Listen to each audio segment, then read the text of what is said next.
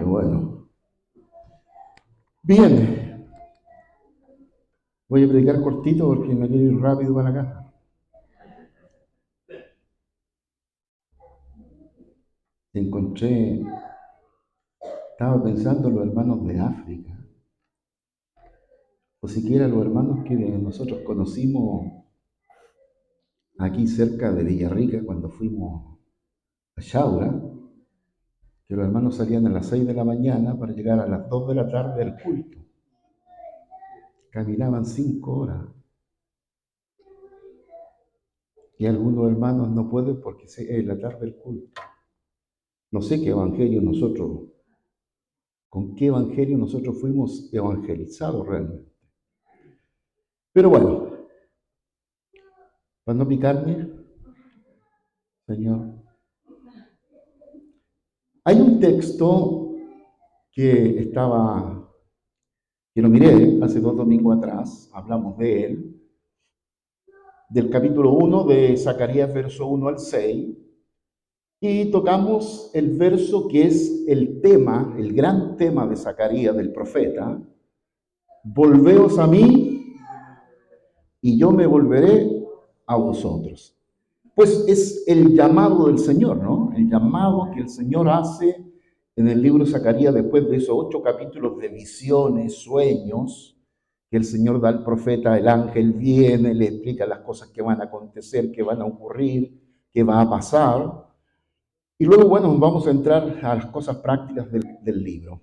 Pero mientras analizaba ese verso, ese pasaje en el hebreo, me encontré con pasajes muy cercanos, muy paralelos, casi igual, dicho de una manera un poquito diferente, pero prácticamente igual. Como por ejemplo Santiago, en el Nuevo Testamento 4:8, Santiago está la expresión,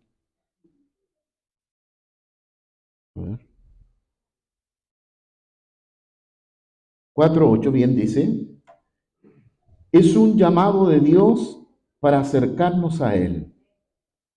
¿Y qué dice ese texto? A ver si lo tenemos. Santiago 4:8, ¿lo tenemos ahí? Muy bien, todos juntos. 1, 2, 3. Acercaos a Dios y Él se acercará a vosotros. Pecadores, y ya la mano, y vosotros lo veáis y ok, acercaos a Dios y yo me acercaré a vosotros. Y el profeta Zacarías estaba diciendo, volveos a Dios y Él se volverá. Bueno, si juntamos los dos textos, decimos derechamente, estamos en un tiempo que hay que buscar a Dios. Y si le agregamos el clamor de Isaías, buscad a Dios mientras puede ser hallado, tenemos un llamado de parte del Señor que no podemos dejarlo de lado. No podemos olvidarnos de aquello, que es un llamado a acercarnos. Y fíjate que lo que dice tanto Zacarías como Santiago habla de que apelando a la voluntad de todos nosotros, apelando a esa libertad que tenemos, la libertad de buscar a Dios o no buscarlo derechamente. Se nos apela a esa parte volitiva que todos nosotros, Dios nos ha dado la capacidad de escoger, decidir, que la teología llama el libre albedrío. Y se apela a esa capacidad. Y yo lo conversaba aquí con Alberto. ¿Te seguís llamando Alberto todavía? Ah, ya. Ok. Alberto, y le decía yo, Dios nos ha dado la capacidad de escoger todos los días por su voluntad.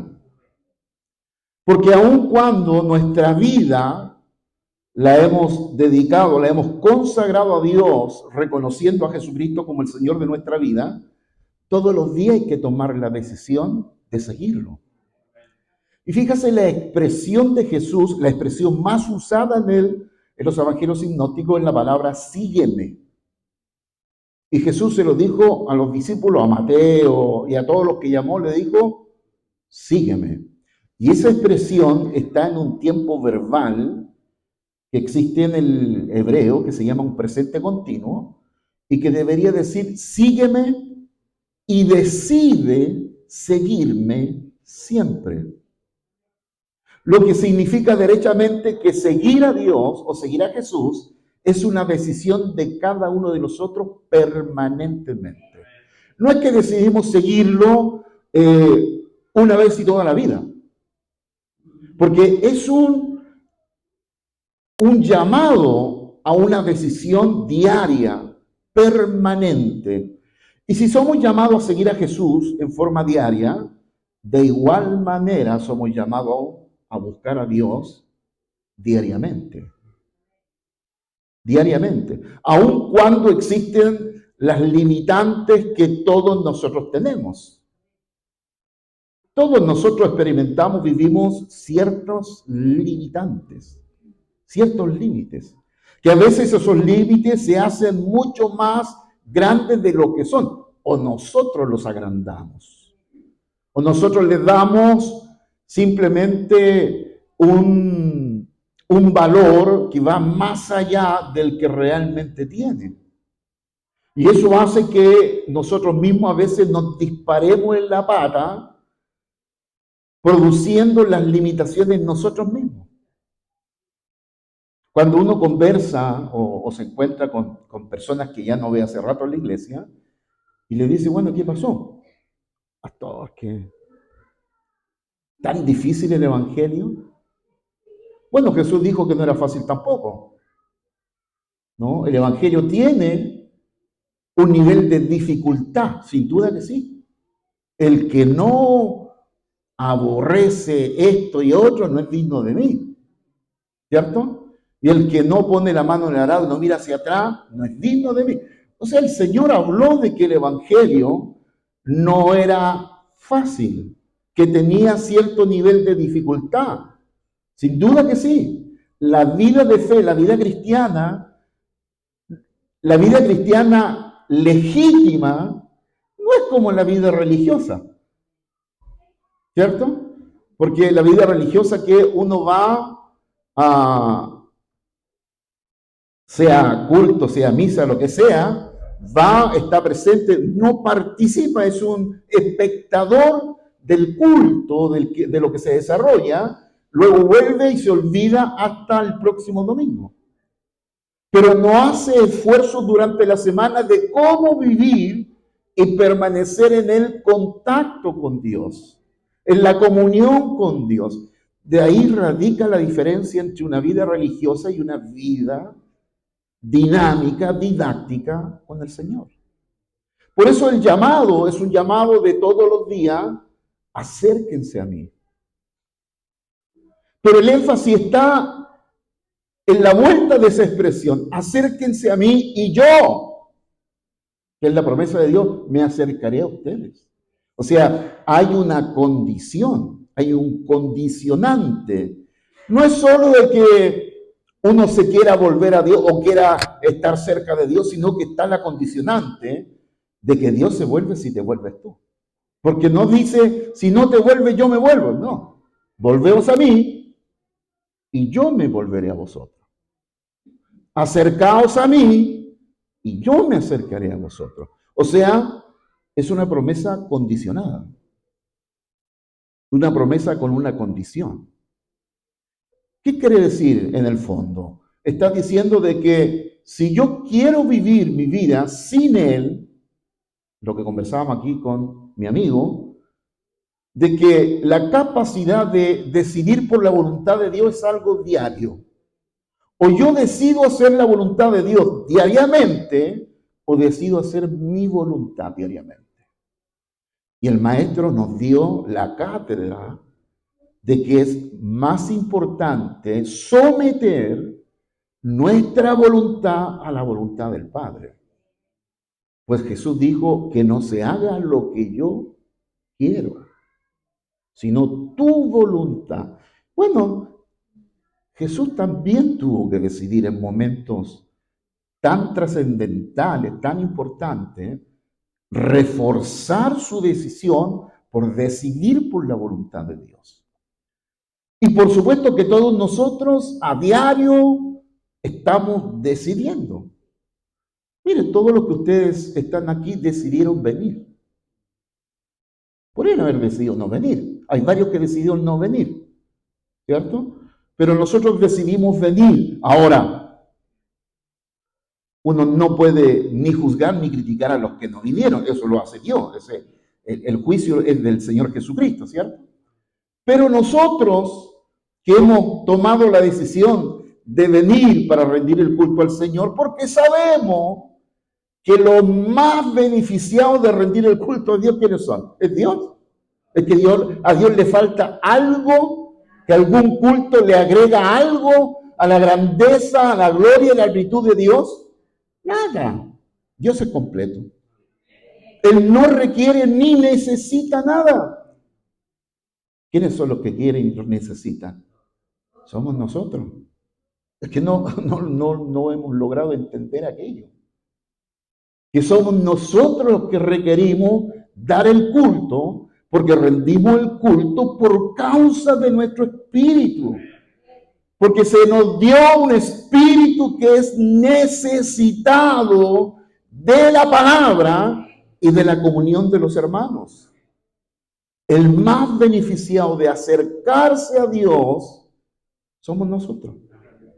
Si antes hubo dificultades con el llamado de Zacarías, volved a mí, yo me volveré a vosotros, y estaban todas las dificultades, primero que había que ir al sacerdote, el sacerdote tenía que rendir el culto, tenía que sacrificar un animal, se producía un montón de cosas, y las ofrendas de pasa, las ofrendas de harina, todas esas ofrendas se llamaban ofrendas de allegamiento, de acercamiento.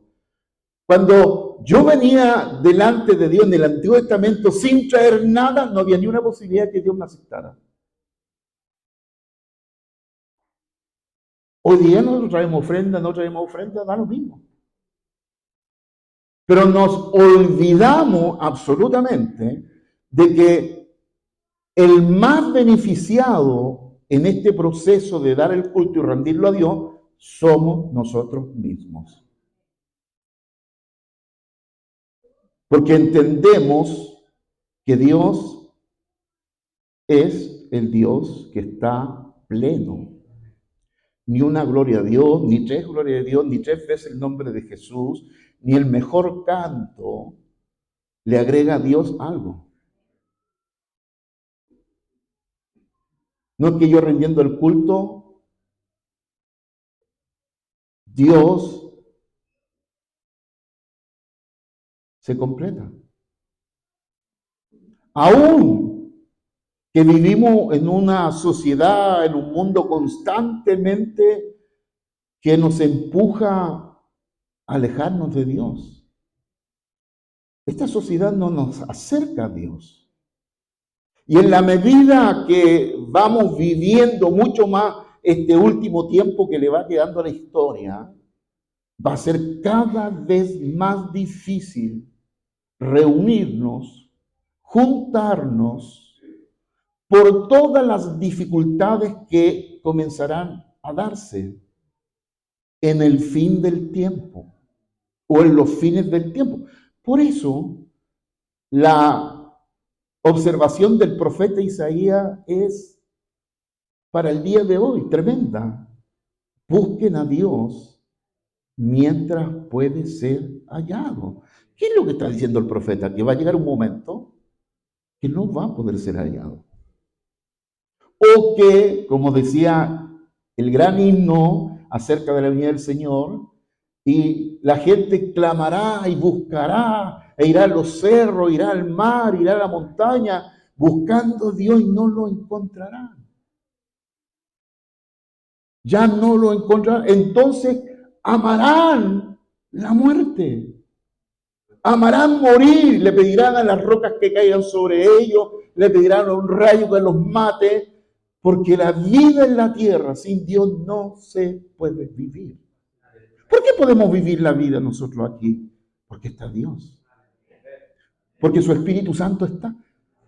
Miren ustedes una sociedad, un mundo sin el Espíritu Santo, que ya la Biblia nos dice que es el que hace que toda la maldad no se desate en la tierra. Miren un mundo sin Espíritu Santo, sin iglesia, pero no la iglesia oficial, sí la iglesia verdadera, la que ha predicado Cristo, ¿cierto?, por 2000 años. Entonces, queridos, este es el tiempo de dificultad que vivimos todos, que estamos pasando, pero que requiere de todos nosotros un esfuerzo más a buscar a Dios, realmente a disponer nuestra voluntad, a ejercer nuestra voluntad e inclusive a obligar nuestra voluntad. Oye, pero si cuántas veces yo en la mañana me obligo, quebro mi voluntad para levantarme a buscar a Dios. Porque el mismo Señor dijo que la carne es débil.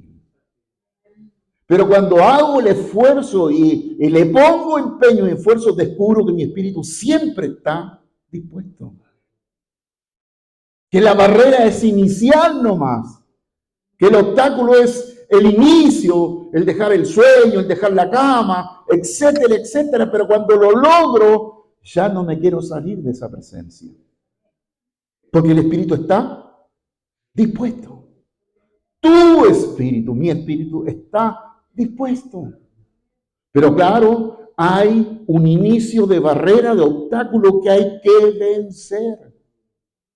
Cuando lo vence, te darás cuenta que luego ya no hay barreras.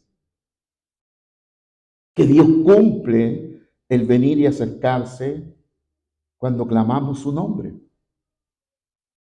Ahora, fíjese el apóstol Santiago, con esta expresión de todo este capítulo 4, que no hay tiempo para mirarlo todo, pero acercado a Dios y Él se acercará a vosotros, es un llamado. Acuérdense que Santiago, la epístola de Santiago, es una epístola de pastoral general. Se llaman epístolas generales pastorales.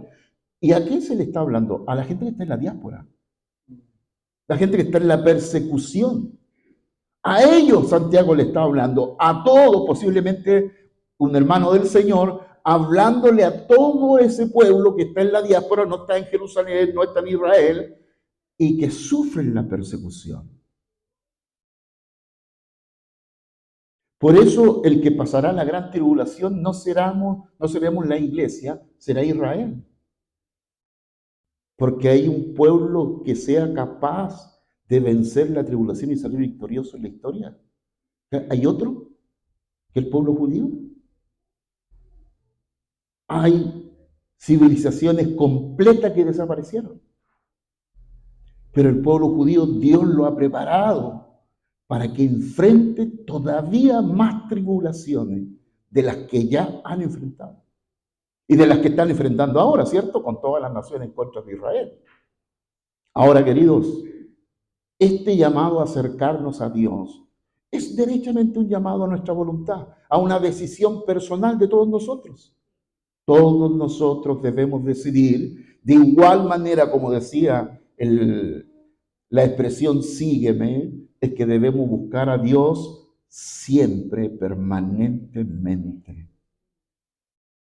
¿Sí? Y no hablamos de pasar 24 horas arrodillados. Hablamos de integrar a Dios en todo nuestro quehacer diario. No estamos pensando en pasar de rodilla 24 horas, sino de cómo integramos. Bueno, fue lo que miramos en Ageo, ¿no? De cómo nosotros ordenamos nuestras prioridades. Nos habló Ageo de eso. De cómo debemos tener nuestras prioridades y cómo Dios quiere ser el primero, no el segundo ni el tercero. Y cómo nosotros debemos ordenar. Bueno, este verso, acercaos a mí, yo me acercaré a vosotros, es una invitación a la intimidad con el Señor. Volveos a mí, yo me volveré a vosotros. Es el llamado profético de Dios al pueblo de Dios a volver el rostro a Dios. A dejarnos impresionar de esta tremenda letra que cantamos, la majestad, la gloria, lo todopoderoso de Dios, o va a ser solo un canto bueno. O vamos a tener la fe en lo que creemos y en lo que cantamos. Estamos cantando de nuestra fe o de lo que debería ser nuestra fe, ¿cierto? de aquello que creemos, aquello que nosotros confiamos plenamente, lo proclamamos. Por eso la invitación que está haciendo Santiago es una invitación de intimidad con el Señor, pero también es una advertencia profética para todos nosotros. ¿Podemos acercarnos a Él? Sí, pero hay dos condiciones. Una, no se pueden acercar con manos sucias. Y dos, tampoco con un corazón dividido. Y quizás aquí encontramos la respuesta de por qué nos cuesta tanto acercarnos a Dios. Si podemos leer el texto otra vez, vamos todos juntos, son 2, 3. Acercaos a Dios y Él se acercará a vosotros.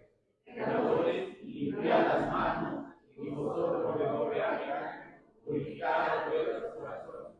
Ok, miren, aprendimos nosotros en Esdras la importancia de preparar el corazón. ¿Se recuerdan? 7:10, a ver si podemos recordar el texto. 7:10 de Esdras, ¿qué decía? Y Esdras preparó su corazón para inquirir en la ley del Señor. Nosotros leemos al iniciar el culto, capítulo 17 del libro de los Hechos, verso 11 y verso 12. ¿Sí o no? ¿Y qué decía ese verso? Que escudriñaban todos los días a ver si lo que Pablo decía coincidía con lo que decían las profecías con respecto al Mesías, con respecto a Jesús. Bueno, Esdras nos está diciendo lo mismo, la importancia de preparar el corazón. No es que uno va simplemente sin tener conciencia, porque eso decía, y dice el capítulo 11 del libro de Hebreo, los testigos de la fe, que dice que hay que creer, que cuando uno va a estar con Dios, hay que creer que Él va a estar. Y en eso, querido, la fe cumple un rol significativo. Porque cuántas veces yo mismo en la consejería escucho, hermano pastor, es que yo oro, pero parece que Dios no me escucha. Y uno mismo se pone la limitación, es que Dios siempre escucha. Es imposible que Dios no escuche. Yo creo que es todo posible que Dios no responda.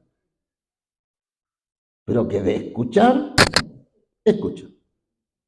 Por lo tanto, la comunión con Dios requiere por lo menos dos cosas en este texto. Uno, pureza. Y yo creo que estamos en el siglo de la impureza. Estamos en el siglo en donde todo vale. En donde la razón no tiene más importancia que el sentimiento. Si yo me siento bien, puedo estar tomando una decisión totalmente inmoral, que va en contra de Dios, en contra de la ética y todo, pero yo me siento bien, está bien. Bueno, ese es el siglo que vivimos, es el siglo que nos toca vivir, es el siglo que nos tocará vivir hasta el final. Por eso el texto final de Apocalipsis dice que el que sea santo, santifíquese más todavía. Y el que es impío, sea más impío todavía. Por eso la comunión tiene, por supuesto, porque si la promesa de Dios es condicional, acercado a mí, y si se acercan a mí, yo me voy a acercar a usted, pero si ustedes no se acercan, yo no me voy a acercar. Aquí pareciera que estamos dando nosotros la iniciativa y Dios está respondiendo a aquello. Pero Dios o el autor pone dos condiciones. Uno, pureza. Dos, sinceridad.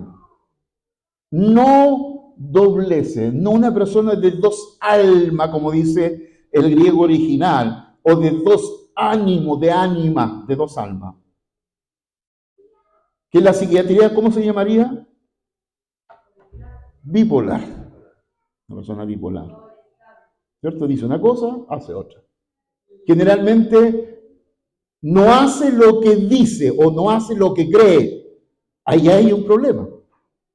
Cuando tú crees algo que no haces, entonces ya tienes un problema. Porque generalmente nosotros hacemos lo que creemos, o deberíamos. ¿Ah? Así que la invitación es una invitación de Dios a acercarnos a Dios. Dios no es un ser lejano ni indiferente, sino un padre que anhela comunión con sus hijos. Por eso el lenguaje, todo el lenguaje del Antiguo Testamento en el Nuevo cambia absolutamente en la relación filial que podemos llegar a tener con Dios. Al punto que Jesús, siendo encarado por todos los religiosos, por el solo hecho de llamar a Dios Padre. Padre. Y hasta el día de hoy hay muchos religiosos que cuando uno llama a Dios papito, como que se asustan, ¿no? No, pero ¿cómo puedes llamar a Dios así? Bueno, sí. Su Hijo maravilloso, su Hijo santo, lo llamó así, dándonos, mostrándonos un camino. Luego Jesús lo reafirma, venid a mí, todos los que estáis trabajados y cargados. ¿Y sabe por qué la gente no viene al culto? Porque están trabajados y cargados. ¿Y Jesús qué dijo? Que vengan. ¿Por qué hacemos todo lo contrario nosotros? No sé si entendemos al revés las cosas. ¿Ah? Cuando estoy más cansado, cuando estoy más fatigado, cuando estoy más problemado, más debo venir al culto. ¿Ah? Y el llamado del Señor es vengan a mí, vengan, vengan. Trabajados, venga. Cansados, venga. Aproblemados, venga. Con dificultades, venga. No deje de venir. Es cuando más requerimos acercarnos a Dios. Bueno, el primer paso es nuestro. Decidir acercarnos en la oración, en la adoración como lo hacíamos ahora y en la obediencia. ¿Cuál fue la verdad central de Ageo? Que ustedes seguramente no se acordarán, pero ¿cuál es la verdad central de Ageo? Que la prosperidad y la bendición va acorde al nivel de obediencia. De repente uno quiere tener una prosperidad, una bendición tan grande y es desobediente para Dios, no va a tener nada. Solamente la salvación no es condicional, es por gracia. Sin embargo, todo lo demás tiene condiciones. Todo lo demás tiene condiciones. Ahora, ¿qué tantos realmente nosotros estamos en una búsqueda consciente, diaria acerca de Dios? Si tenemos conciencia real de la necesidad que tenemos, a mí me parece que de repente no la tenemos, o la tenemos muy parcial o muy poca, de que nosotros mismos no tenemos conciencia plena de cuánto requerimos y necesitamos a Dios. Porque si nosotros tuviéramos conciencia plena, wow, ¿cómo lo buscaríamos? ¿Seríamos capaces de dejar? ¿Qué no seríamos capaces de dejar por esa búsqueda, por ese tiempo, por ese encuentro con el Señor? Sabiendo que ahí es el lugar, la presencia de Dios es el lugar más seguro. Más seguro. Que uno requiere, que uno necesita. Fíjate, en el desierto, los que se apartaban de la nube morían. Los que permanecían en la nube vivían. Tenían agua, tenían alimento, tenían todo. Era condicionado. Por lo tanto, el llamado profético es buscar al Señor mientras puede ser hallado. Hallado.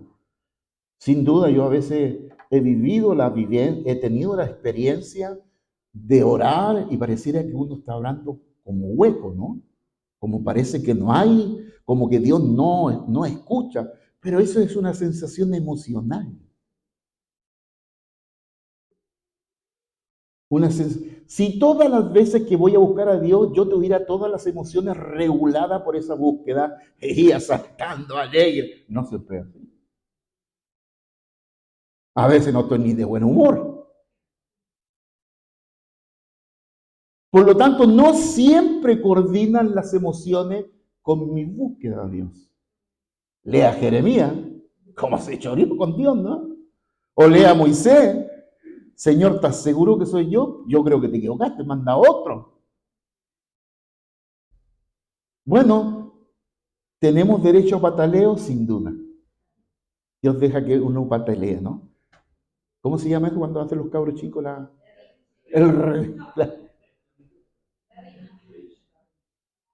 El Señor lo deja a uno ya. Después ya empieza ese proceso. Así que es una promesa segura. Él se acercará a nosotros. Pero todos nosotros requerimos tomar la iniciativa de acercarnos a Dios.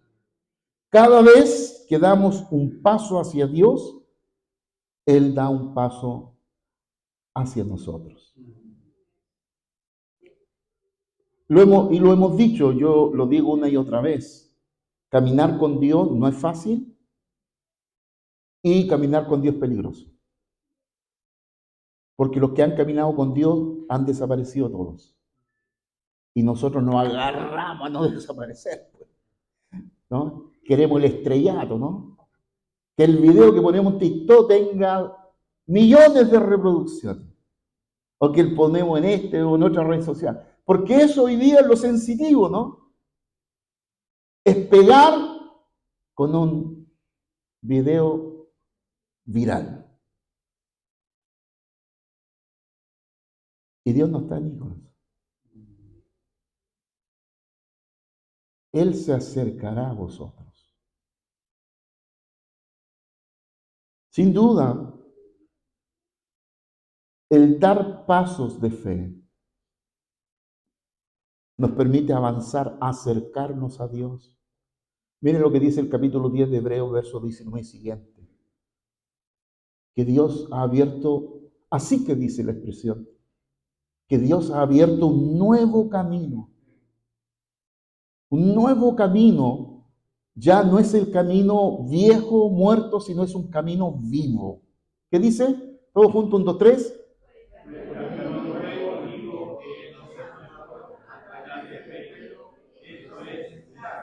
Ok, antes era un camino muerto, viejo, porque había que matar el animal, el camino para acercarse a Dios, luego tirar la sangre sobre el cacho del altar, luego volver, el sacerdote tenía que volver vivo para afuera y decir, el Señor recibió la sangre. No, ahora es el camino nuevo, pero vivo. ¿Ah? Y el siguiente verso, Julio.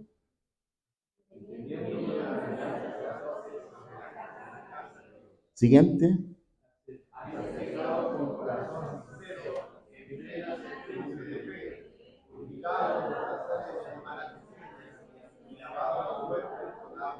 Ok, fíjese la cantidad de requisitos que tiene esto. Acerquémonos a Dios, primero con corazón sincera. Segundo, ya, plena certidumbre de fe. Tercero, y cuarto, lavado los cuerpos con agua pura. O sea, el acercarnos a Dios siempre está en medio de ciertos requisitos. Aunque el camino es nuevo y vivo, ya no es el camino viejo. Que había que llevar. ¿Se imagina tú en un camino viejo? Todo tendría que traer un corderito, una palomita, o traer su kilito de harina para hacer, o un kilito de pasa para hacer la ofrenda de pasa, ¿no? O para hacer calzón de roto, ya ahí sería una ofrenda muy buena eso, ¿no? Pero fíjese, es un camino nuevo y vivo, es un camino fácil. Ya no tienen las dificultades del anterior. Porque si le caía mal esa ofrenda a Dios, mataba al sacerdote y mataba a todo el resto. Acerquémonos. Es el llamado, ¿cierto?, de este texto. Acerquémonos a Dios. Demos los pasos seguros para acercarnos a Dios. No importa la condición, no importa la situación, no importa si chocaste con la misma piedra otra vez. Bueno, la historia del pródigo, del hijo pródigo, nos enseña que independientemente de la tontera que uno hace, porque cuando se aleja de Dios se vuelve tonto, porque pierde la capacidad de entender, pierde la capacidad del juicio. ¿Ah? Mire capítulo 5 del libro de Marcos, cuando Jesús libera al endemoniado ganadero, dijeron por ahí. ¿Y qué dice cuando lo libera? ¿Qué dice? Y volviendo en sí. O sea, estaba endemoniado y el endemoniado pierde la capacidad de la realidad. Crea una realidad inexistente. Dígame si eso no se llama ser psicótico, crear sus propias realidades que no son realidades, pues. Por lo tanto, dice, después de la liberación y la sanidad y volviendo en sí, o sea, volvió a tener la voluntad de su capacidad de pensar y decidir por sí mismo. ¿Será posible que haya decisiones y cosas que hacemos que no son fruto de nuestra propia voluntad? ¿O de influencias espirituales que de repente damos entrada, abrimos puerta para que esto ocurra y de repente hacemos tonteras? Perdemos la capacidad de ser sabios en las decisiones que tomamos y nos dejamos llevar fundamentalmente por las emociones, por las sensaciones o por lo que yo quiero más por lo que Dios desea. Sí, es posible, pues, queridos. Por eso que toda decisión o decisiones significativas requieren y necesitan ser conversadas con otros. Por lo menos gente de tu confianza y no con tu comadre. Porque la comadre te apoya, échale para adelante. ¿No? Aunque después no estar para solucionar los problemas, la comadre desapareció. No. No hay que ser sabio en su propia opinión. Por eso que tenemos que contrarrestar lo que nosotros decidimos, lo que nosotros pensamos, contrastarlo simplemente para no equivocar. Porque hay equivocaciones que uno puede restaurar, pero hay otras que a veces se hacen imposibles o acarrean muchas dificultades para poder llegar a la solución de aquellas cosas. No importa cuánto lejos hayamos estado de Dios o cuánto hemos levantado nosotros mismos paradigmas, brechas, aún así, y esto lo enseñamos en Academia Berea, en Espíritus Seductores, que cuando uno se entrega, entonces los espíritus seductores estarán ahí para llevarlo a uno a la mentira, al engaño. Pero que aún así, cuando uno se esfuerza, tiene poca fuerza, pero se esfuerza y dice, Señor, ayúdame.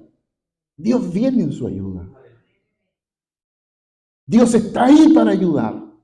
Los ángeles vienen para ayudar. Los ángeles vienen para animarlo a uno. Uno escucha a los ángeles que lo están animando. Se le están ocurriendo nuevas ideas, nuevas cosas. Porque uno se abre a un mundo espiritual a través de la fe. Mire lo que dice el Salmo 129, los versos 7 y siguientes. Si yo subiera a los cielos, allí estás tú. Y si en el Seol hiciere mi estrado, he aquí, allí tú estás. Si tomare las alas del alba y habitar en el extremo del mar, aún allí me guiará tu mano y me tomará tu diestra.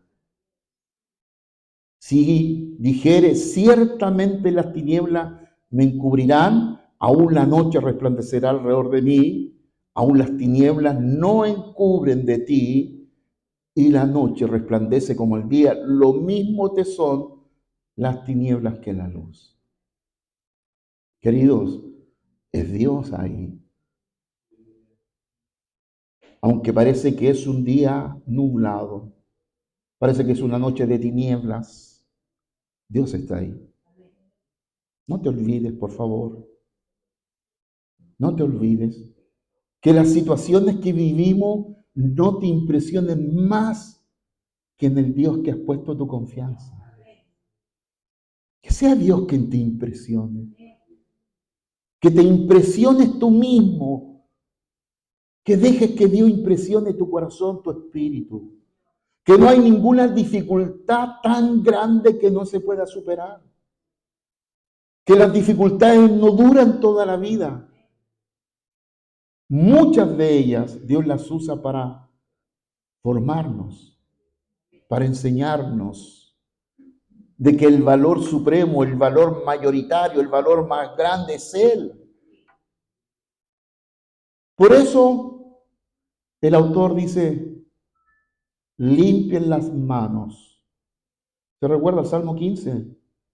Que dice que levantemos nuestras manos ante el santuario.